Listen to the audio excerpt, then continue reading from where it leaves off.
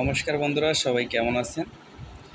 তো আমার হাতের সামনে দেখছেন একটা সেটআপ বক্স।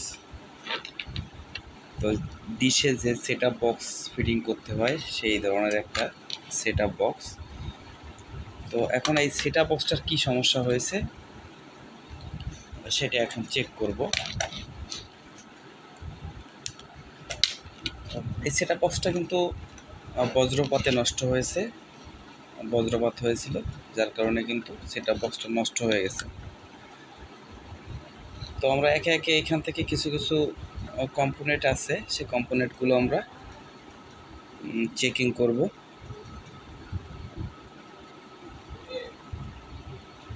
প্রথমে চেকিং করব, এখানে দেখেন দুটো রেকটিফায়ার আছে, যেটাকে ড্যাট বলে।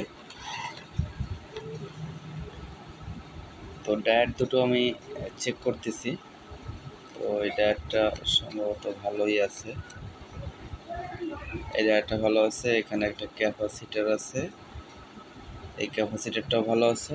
এখানে দেখেন বড় একটা রেকটিফায়ার আছে, এই রেকটিফায়ারটাও শর্ট নাই।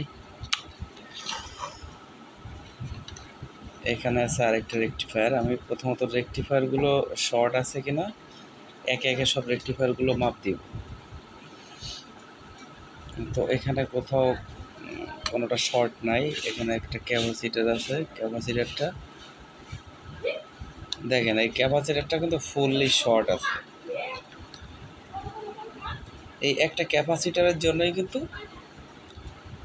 আমার এই সেটআপ বক্সটা টোটালি অফ হয়ে গেছে। তো উনি চার্জারটা রেখে আসছে, মানে এর যে অ্যাডাপ্টারটা রেখে আসছে, তা না হলে কিন্তু আমি এখনই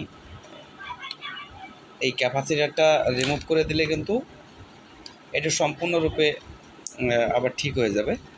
তো দেখেন, এই ক্যাপাসিটারটা শর্ট, এই যে ক্যাপাসিটারটা দেখছেন, এই ক্যাপাসিটারটা ফুল শর্ট হয়ে গেছে, যার কারণে কিন্তু এই ডিভাইসটা চলছে না। তো এই ক্যাপাসিটারটা এখান থেকে উঠিয়ে যদি আরেকটা ক্যাপাসিটার দিয়ে দেন, তাহলে কিন্তু এটা চলবে।